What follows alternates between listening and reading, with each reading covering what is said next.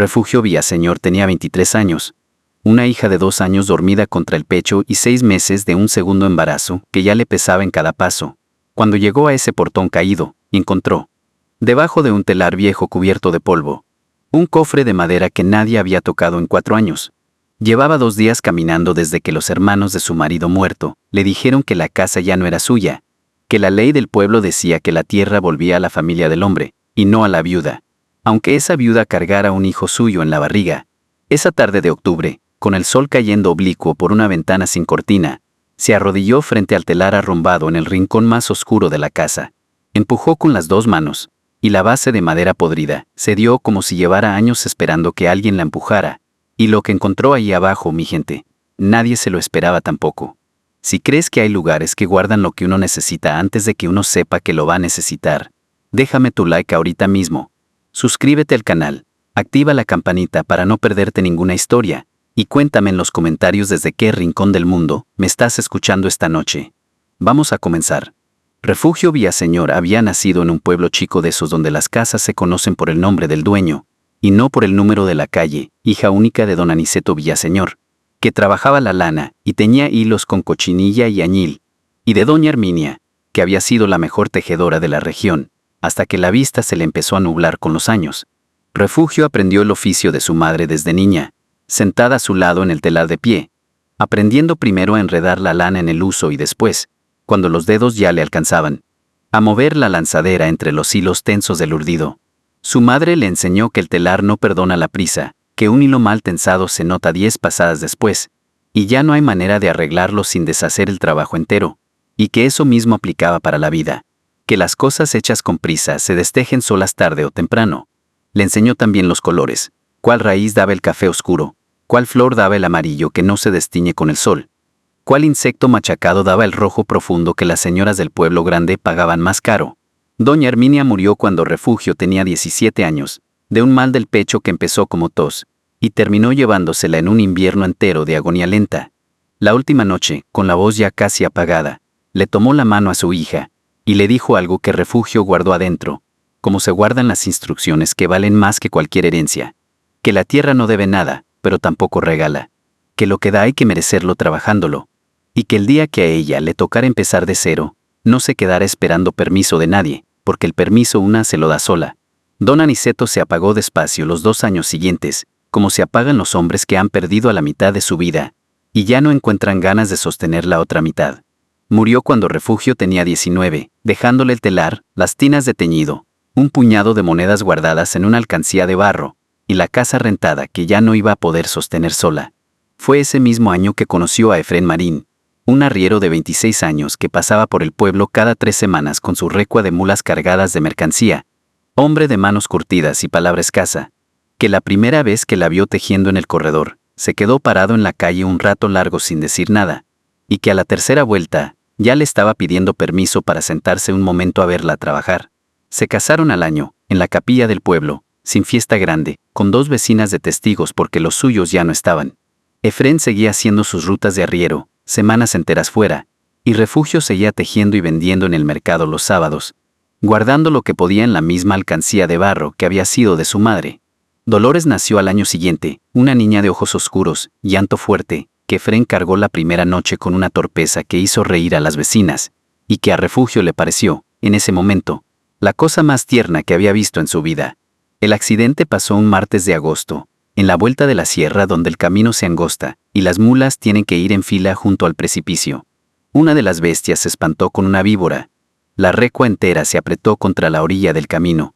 y Efrén, que iba adelante calmando a los animales, resbaló en la tierra suelta por la lluvia de la noche anterior. Cayó al barranco antes de que ninguno de los otros arrieros pudiera alcanzarlo. Lo trajeron al pueblo 3 días después, porque el cuerpo tardó en encontrarse entre las peñas, y Refugio lo enterró con Dolores de la mano, y un segundo hijo, ya creciendo adentro que Efrén nunca supo que existía,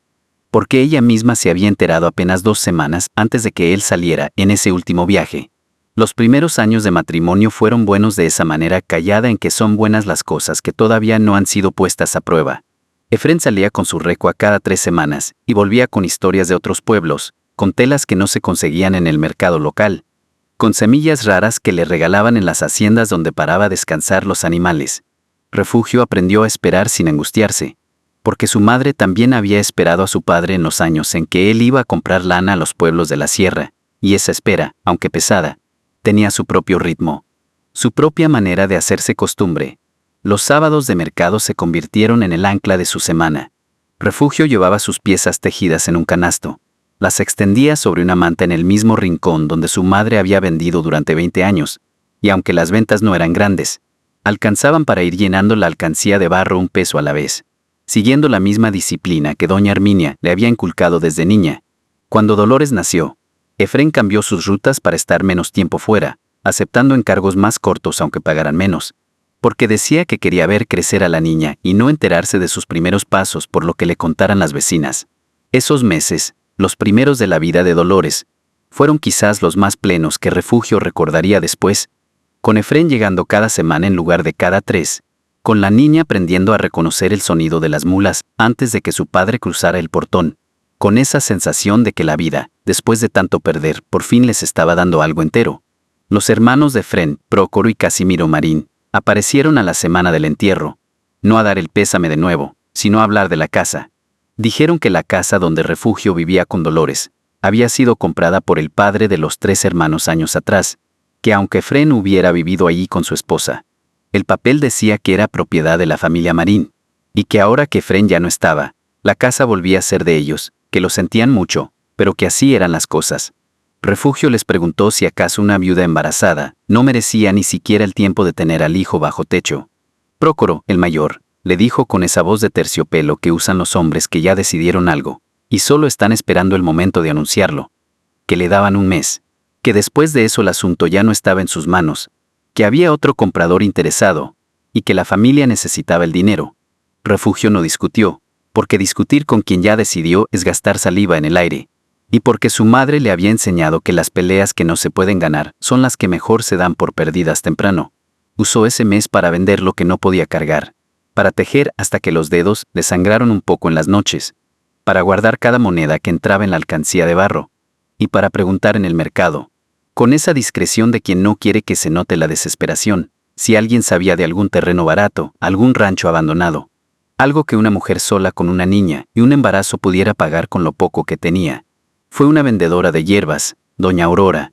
quien le habló de un rancho a 2 días de camino, en las faldas del Cerro del Encinal, que había sido de un curandero llamado don Serapio Nájera, muerto hacía 4 años sin hijos ni parientes cercanos, y que el gobierno del pueblo vecino estaba rematando por impuestos atrasados a un precio que, según doña Aurora, era casi una limosna, porque nadie quería un rancho que según los rumores del pueblo estaba maldito, ya que don Serapio había muerto solo, sin que nadie lo encontrara hasta 2 semanas después. Doña Aurora le contó también, bajando la voz como se cuentan las cosas que no todos quieren oír, que Serapio había sido curandero de 3 generaciones de familias en esa región, que había traído medicinas de hierbas donde el médico del pueblo grande no llegaba nunca, y que muchos le debían más de lo que habían pagado. Cuando murió, nadie de esas familias fue a reclamar la propiedad ni a ofrecerse a cuidarla,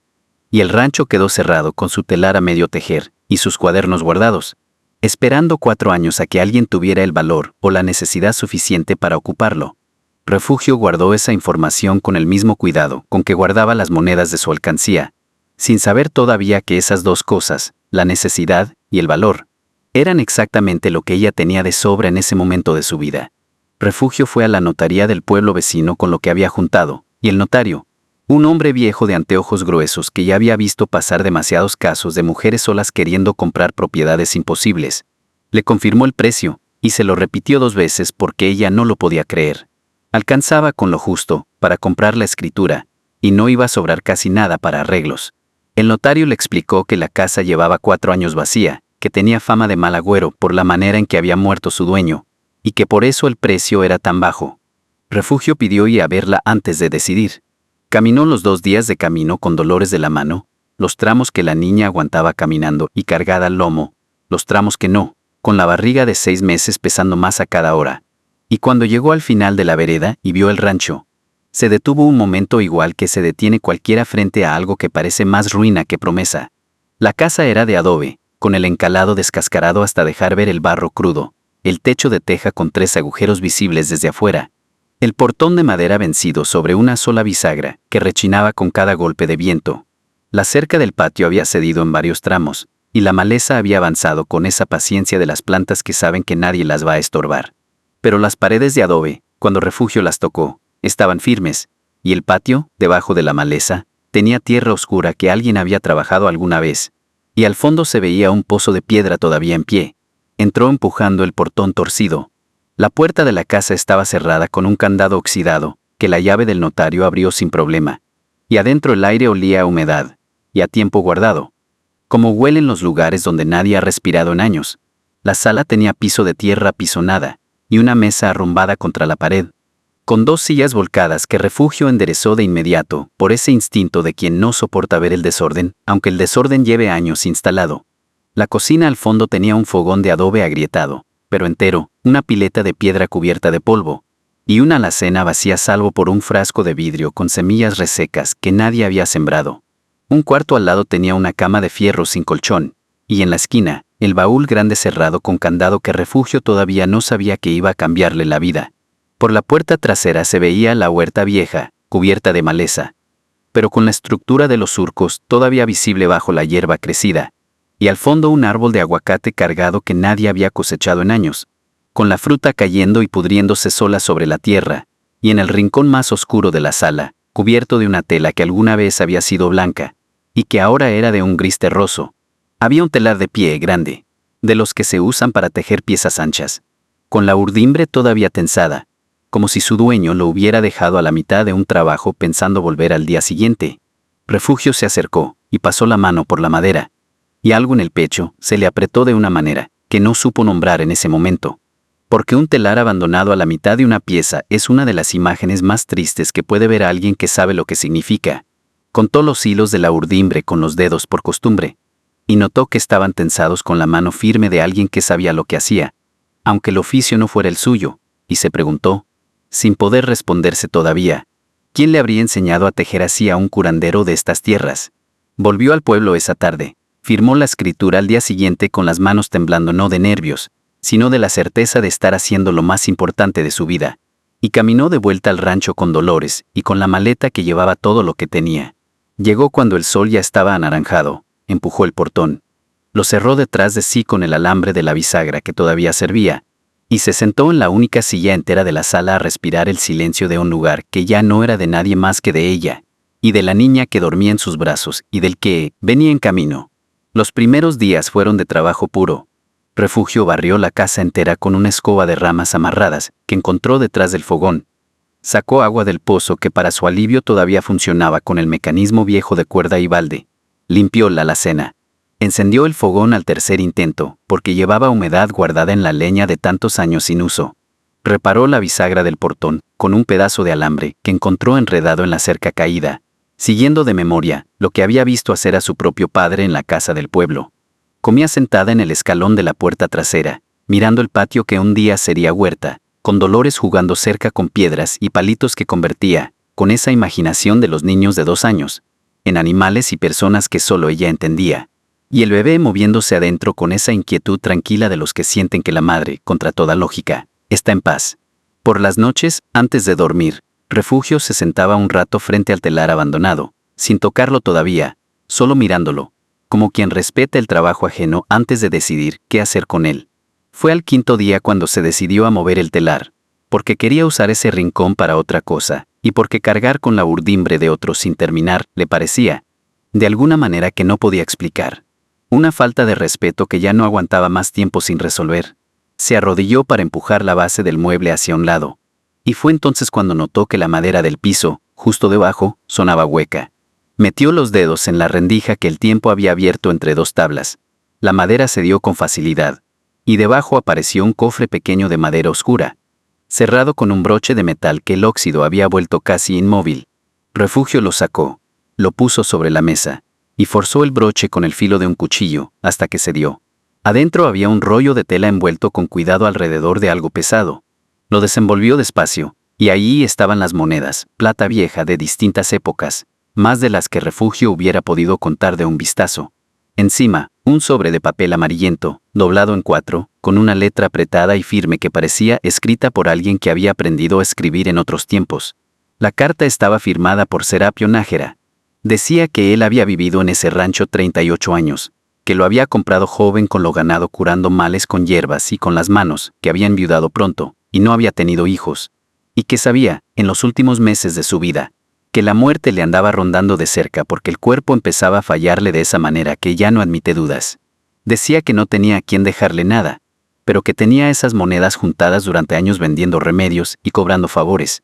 y que no quería que se las llevara el pueblo con el remate de impuestos, ni ningún pariente lejano que apareciera de repente reclamando lo que nunca había cuidado, que las escondía debajo del telar, porque el telar era lo único de la casa que él sabía que nadie iba a mover, hasta que alguien decidiera quedarse a vivir de verdad, y que quien encontrara esa caja tenía un trato con él: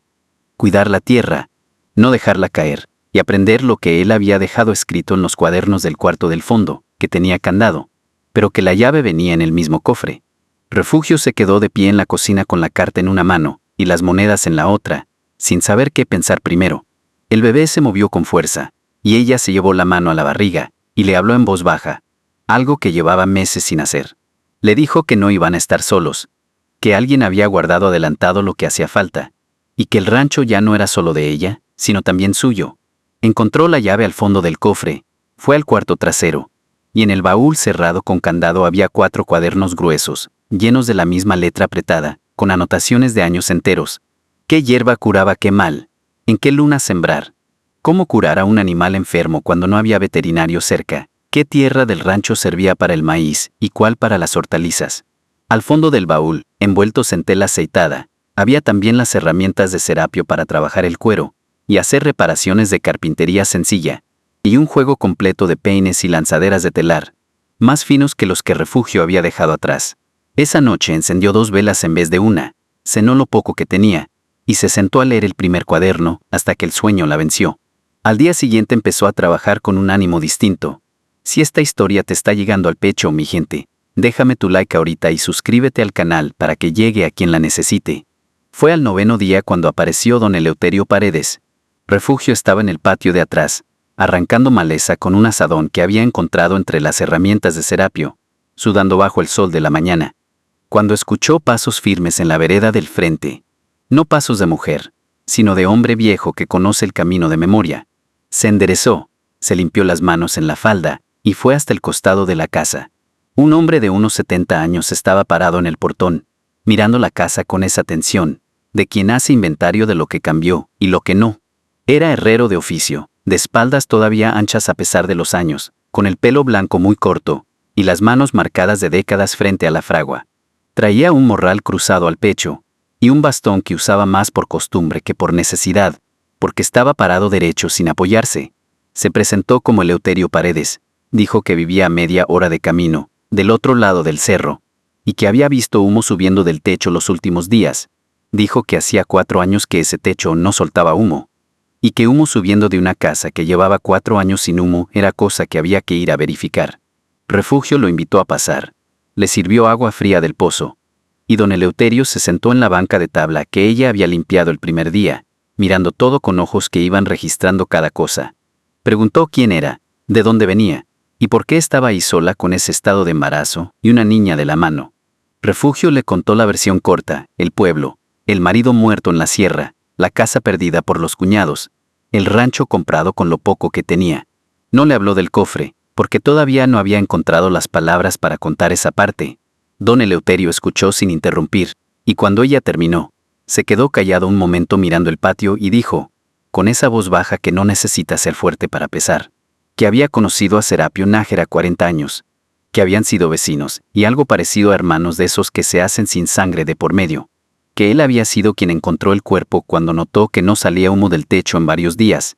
y que Serapio había sido hombre bueno, terco como mula, que quería esa tierra como se quiere a una esposa, y que le había dolido verla quedar abandonada esos 4 años, con el pueblo esperando el remate como buitres esperan que algo se termine de caer. Refugio lo miró un momento, y le preguntó, con una cautela que la sorprendió a ella misma, si don Eleuterio sabía si Serapio había guardado algo en la casa antes de morir. El viejo la miró de vuelta con esos ojos que parecían ver más de lo que la pregunta decía, y respondió despacio, con el cuidado de quien sabe que ciertas respuestas cambian la relación entre quien pregunta y quien contesta. Dijo que sí, que Serapio le había comentado una vez, un año antes de morir, que había estado guardando monedas de plata durante años, cobrando sus curaciones a quien podía pagar y regalándolas a quien no, y que no quería que se las llevara el pueblo con sus impuestos ni ningún sobrino lejano que apareciera de repente. Dijo que Serapio se había reído con esa risa seca suya, y le había dicho que Dios se encargaría de poner en el rancho a la persona que fuera a necesitar de verdad esas monedas. Se quedaron los dos callados un momento en el patio, Refugio con la mano en la barriga, don Eleuterio con el jarro vacío en el regazo, y Refugio supo, sin decir nada más, que el viejo estaba entendiendo exactamente lo que había pasado. Pero don Eleuterio no preguntó por las monedas, ni esa vez ni ninguna de las que vino después, porque era de esa clase de hombres, que entienden que algunas cosas se saben sin necesidad de hablarlas. Lo que sí, dijo antes de irse, fue que si Refugio quería, él volvía al día siguiente con semillas de su propia huerta, que en esa tierra, y en esa época del año se podía sembrar maíz, frijol y calabaza, y que si empezaba pronto iba a tener cosecha antes de que el segundo hijo naciera. Dijo también que él sabía de telares, que Serapio le había enseñado a distinguir un hilo bien tensado de uno flojo, aunque él nunca hubiera tejido nada en su vida, porque Serapio le contaba de todo mientras curaba la gente, y que si Refugio necesitaba ayuda con la madera del telar viejo, él tenía manos de herrero, que también sabían de otras cosas. Refugio le dijo que sí a todo. Don Eleuterio asintió una sola vez, y se fue por la vereda, con el mismo paso firme con que había venido. Los meses siguientes cambiaron el rancho de una manera que Refugio no habría podido imaginar sola. Con las monedas de Serapio compró lo que hacía falta: tejas nuevas para los agujeros del techo, cal para encalar las paredes, lana cruda para retomar su oficio, hilos de colores que no podía teñir todavía porque no conocía las plantas de esa tierra, y una cuna que le encargó a un carpintero del pueblo vecino que don Eleuterio recomendó. Con los cuadernos de Serapio aprendió lo que no sabía del campo: cuándo sembrar, cómo curar una gallina enferma, cómo remendar una bisagra con alambre cuando no había clavos. Y con las visitas cada vez más frecuentes de don Eleuterio, que empezó viniendo cada 3 días, y terminó viniendo casi diario menos los domingos, aprendió también los nombres de las plantas del cerro, cuáles daban tinte, y cuáles no, porque el viejo, sin ser tejedor, había pasado tantos años al lado de un curandero que sabía de raíces más de lo que él mismo sospechaba. Refugio movió el telar al centro de la sala donde entraba mejor la luz de la mañana, y una tarde, con la barriga ya muy crecida, retomó la urdimbre que Serapio había dejado a la mitad 4 años atrás. No supo qué había querido tejer él, así que decidió terminarlo a su manera, con los colores que fue encontrando en las plantas del cerro que don Eleuterio le iba señalando. El primer paño que terminó, un rebozo de lana café oscuro, con una franja roja al centro, se lo regaló al viejo, que lo recibió con las manos torpes de quien no está acostumbrado a que le regalen cosas, y que se lo quedó mirando un rato largo antes de decir con esa economía suya que estaba bien hecho. Fue don Eleuterio quien la llevó por primera vez al mercado del pueblo vecino 3 semanas después, cargando ella misma 2 piezas terminadas en un canasto prestado. La primera hora nadie se detuvo. La segunda hora una mujer se acercó, tocó la tela, preguntó de quién era.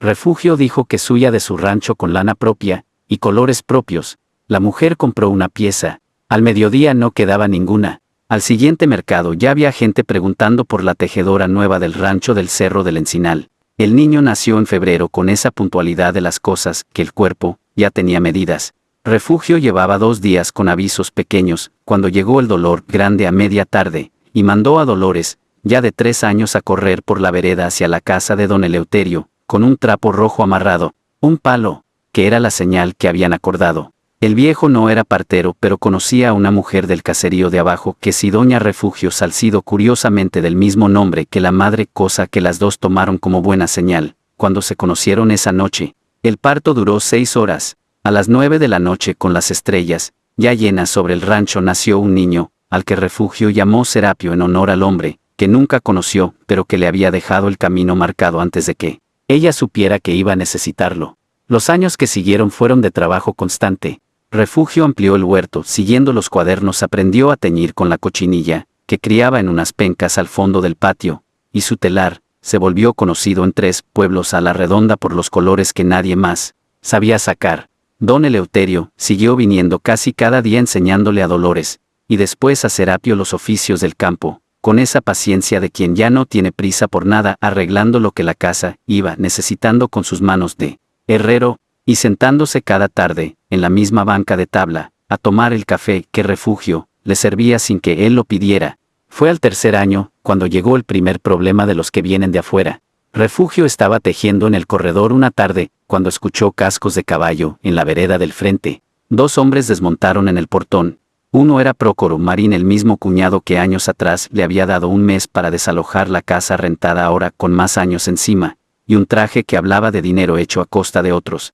El otro era un joven con una carpeta de papeles bajo el brazo. Prócoro se acercó con esa sonrisa fácil, que siempre llega antes que cualquier otra cosa, lo cual siempre es mala señal, y dijo que había sabido por boca de un arriero conocido que su cuñada viuda se había hecho de un rancho próspero, y que él, como tío de los 2 niños de su hermano difunto, venía a asegurarse de que la herencia de esos niños estuviera bien administrada. Refugio sintió el estómago apretarse, igual que se aprieta cuando el cuerpo reconoce antes que la cabeza que algo no está bien. Le dijo que la propiedad la había comprado ella con escritura en orden a nombre propio, que ningún dinero de la familia Marín había entrado en esa compra, y que si tenía dudas sobre eso que fuera con el notario del pueblo vecino y las revisara allí. Prócoro insistió con esa voz que inventa reglas sobre la marcha, pero las inventa con seguridad suficiente para que la gente le crea que como tío de los niños tenía derecho a supervisar el patrimonio que algún día ellos iban a heredar de su madre, y que quería revisar los papeles de la propiedad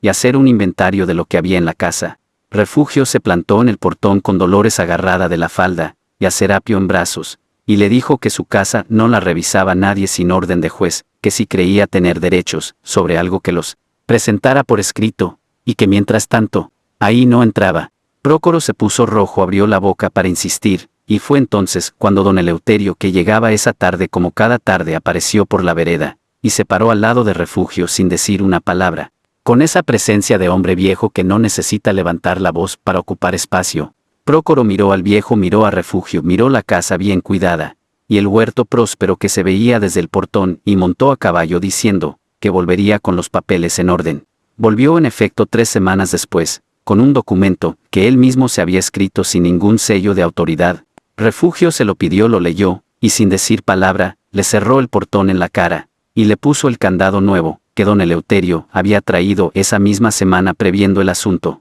Prócoro gritó cosas desde afuera que Refugio no escuchó porque entró a la casa. Estuvo un rato gritando, y después se fue, pero no sin antes advertirle con esa voz que ya no fingía cortesía, que ella no sabía con quién se estaba metiendo, y que iba a volver con más que un papel escrito de su puño y letra. Cumplió su amenaza, aunque de una manera distinta a la que Refugio esperaba. En lugar de volver al rancho, empezó a hablar en el pueblo grande donde tenía conocidos por su oficio de prestamista, diciendo que la viuda de su hermano había abandonado a los hijos de la familia Marín en un rancho, aislado sola, sin la supervisión adecuada, y que alguien debería ir a verificar que los niños estuvieran bien atendidos. Era una acusación sin fundamento, pero de esas que no necesitan fundamento para hacer daño, porque basta con sembrarla en las conversaciones correctas para que empiece a crecer sola. Un día llegó al mercado del pueblo vecino un hombre que se presentó como inspector de la autoridad municipal, preguntando por la tejedora del rancho del Cerro del Encinal,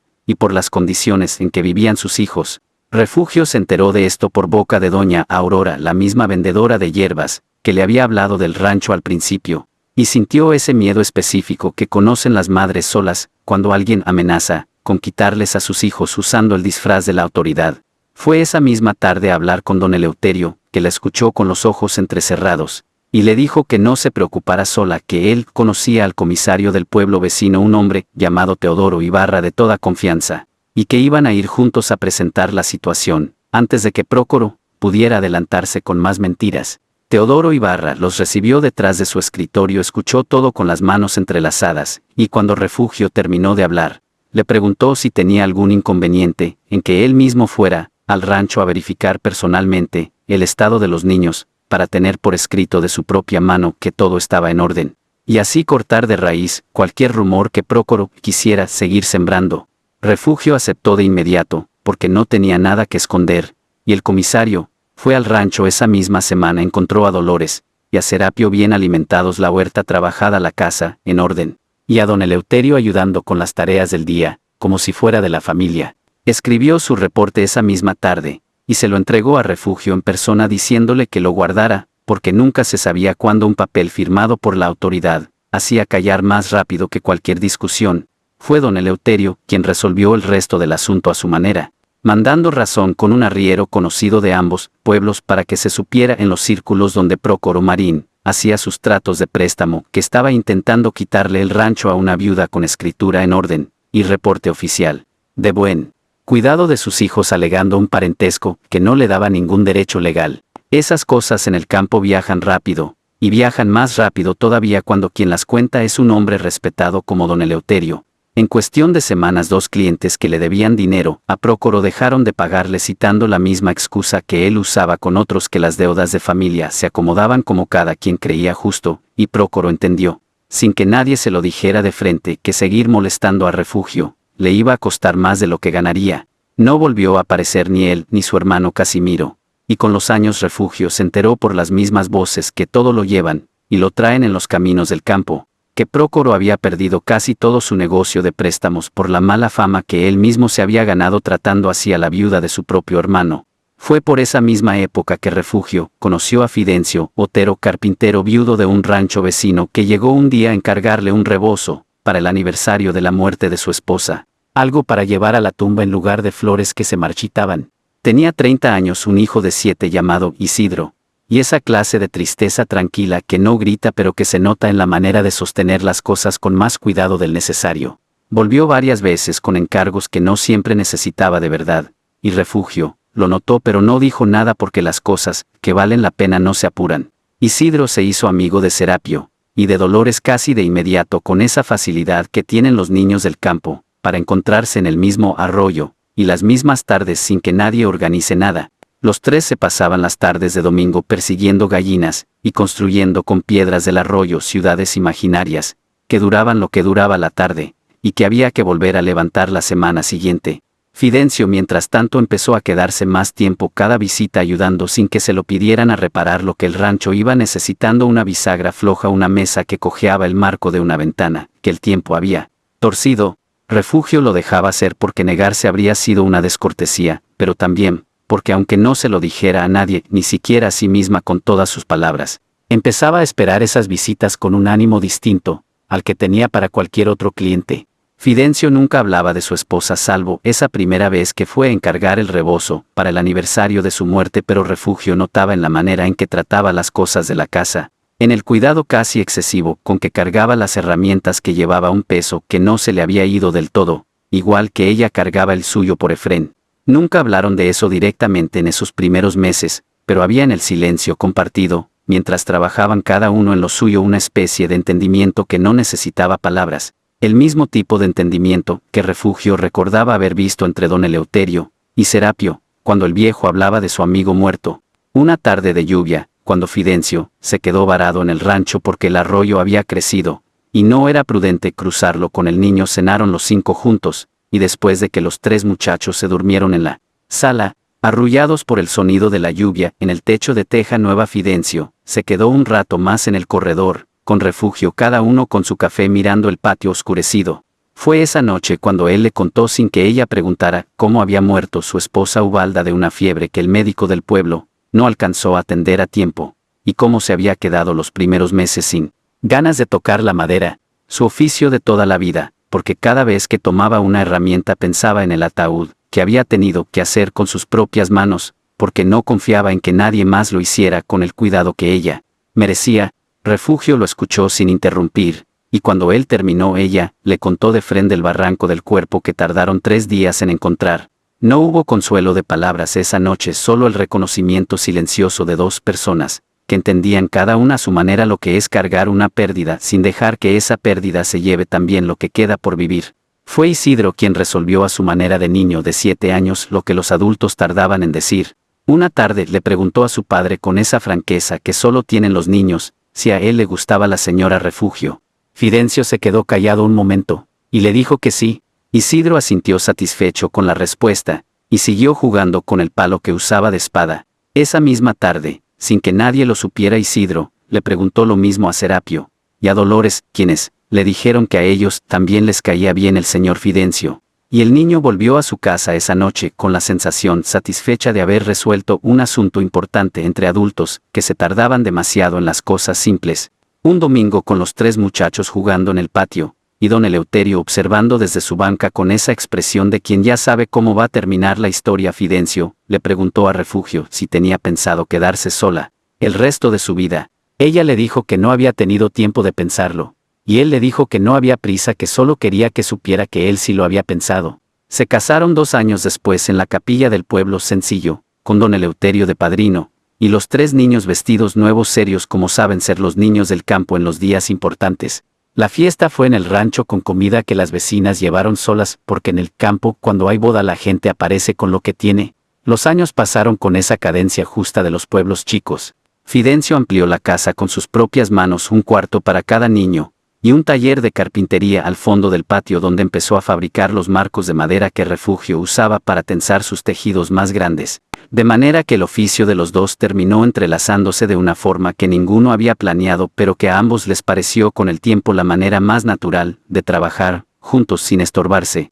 Refugio siguió tejiendo, y su telar se volvió tan conocido que empezó a enseñarle el oficio a las muchachas del caserío, que querían aprender cobrando lo justo, y regalando las lecciones a quien no podía pagar, siguiendo sin saberlo la misma costumbre de Serapio, con sus curaciones. Al 5.º año de matrimonio, ya tenía 3 aprendizas fijas que venían 2 veces por semana, y entre las 4 producían suficiente tela como para surtir no solo el mercado del pueblo vecino, sino también a un comerciante del pueblo grande, que empezó a llevarse piezas para vender más lejos a cambio de un precio mejor del que Refugio había soñado cuando llegó con la maleta y el telar abandonado. Tuvieron 2 hijos más juntos, Ubaldo, y una niña a la que llamaron Herminia, como la abuela tejedora, y la casa se llenó de ese ruido de familia grande que hace que todo lo demás parezca pequeño en comparación. Dolores la mayor mostró desde niña la misma mano para los colores que su madre, y a los 14 años, ya tejía piezas que las clientas pedían por su nombre.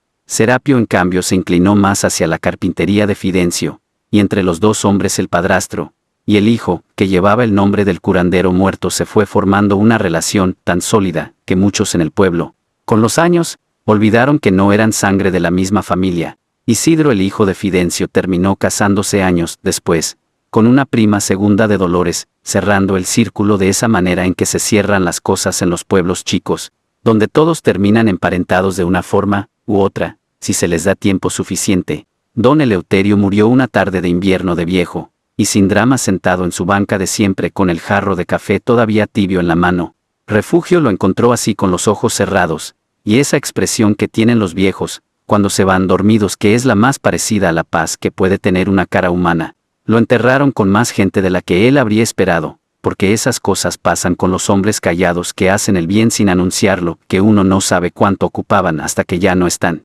Una tarde de octubre, muchos años después de aquella primera vez que Refugio se arrodilló frente al telar viejo con la barriga de 6 meses, estaba sentada en el mismo corredor con su nieta más pequeña, una niña de 7 años que llevaba el nombre de Herminia, en honor a la bisabuela que tejió antes que todas. La nieta le preguntó cómo había sido cuando llegó al rancho. Refugio la miró, y le contó despacio del portón caído del telar, abandonado a la mitad de una pieza del cofre, debajo de las tablas de la carta de Serapio Nájera, pidiéndole a quien viniera después que cuidara la tierra, de don Eleuterio llegando por la vereda sin que nadie lo llamara, y de Prócoro Marín, que se había ido con las manos vacías. La nieta le preguntó si las monedas todavía estaban. Refugio sonrió, y le dijo que no, que se habían gastado en lo que hacía falta, que las monedas de Serapio no eran para guardarlas, sino para convertirlas en cosas que duraran más que las monedas mismas, en el techo nuevo, en las semillas, en el telar que todavía usaban en los años enteros de trabajar esa tierra, que las monedas seguían ahí en el rancho entero, solo que ya no tenían forma de moneda. La niña pensó eso un momento, y después preguntó qué había pasado con el cofre. Refugio se levantó con el esfuerzo de los años, fue al cuarto del fondo, y volvió con la misma caja de madera oscura. La abrió. Adentro no había monedas, solo la llave de hierro vieja, y el sobre amarillento con la carta, que Refugio guardaba desde entonces junto a los 4 cuadernos de Serapio, y a los 8 cuadernos propios, que había ido llenando con los años, siguiendo la misma costumbre. Le dijo a la nieta que la carta era un regalo de un hombre que nunca conoció, para quien llegara después a cuidar esa tierra con cariño, y que algún día, cuando fuera más grande, esa carta iba a ser suya también. La niña apretó la caja contra el pecho un momento y después preguntó si don Eleuterio había sido su abuelo de verdad. Refugio le explicó que no de sangre, pero que había sido más familia que muchos que sí la eran, que la sangre no es la única manera en que la gente se pertenece, y que don Eleuterio le había enseñado a ella, a Dolores y a Serapio más de lo que cualquier libro hubiera podido enseñarles sobre la tierra, sobre la paciencia, y sobre cómo tratar bien a quien llega sin nada. La niña pensó en eso con esa seriedad de los niños que empiezan a entender que el mundo tiene más formas de las que les habían contado, y después preguntó qué había pasado con don Serapio. Refugio miró el patio donde el telar todavía se veía por la ventana de la sala con una pieza a medio tejer, y le dijo a la nieta que Serapio seguía ahí, en el pozo, en las paredes, en el telar, en cada color que salía de las plantas del cerro que él había dejado escritas en sus cuadernos, que cuando uno recibe algo bueno, y lo cuida la persona que lo dejó, sigue presente siempre. Suscríbete al canal, activa la campanita, y comparte esta historia con quien necesite escuchar esta noche, que empezar de cero no es empezar sola, que a veces la vida esconde exactamente lo que uno va a necesitar en el lugar donde menos se lo espera. Cuéntame en los comentarios cuál fue el momento que más se te quedó en el pecho. ¿Fue cuando Refugio encontró el cofre debajo del telar? ¿Fue cuando don Eleuterio llegó por la vereda sin que nadie lo llamara? ¿O fue cuando la nieta abrió la caja vieja y entendió que las monedas seguían ahí, aunque ya no tuvieran forma de moneda? Quiero saber qué se quedó contigo, y que en tu casa siempre haya una tabla suelta con lo que haga falta para cuando uno lo vea venir.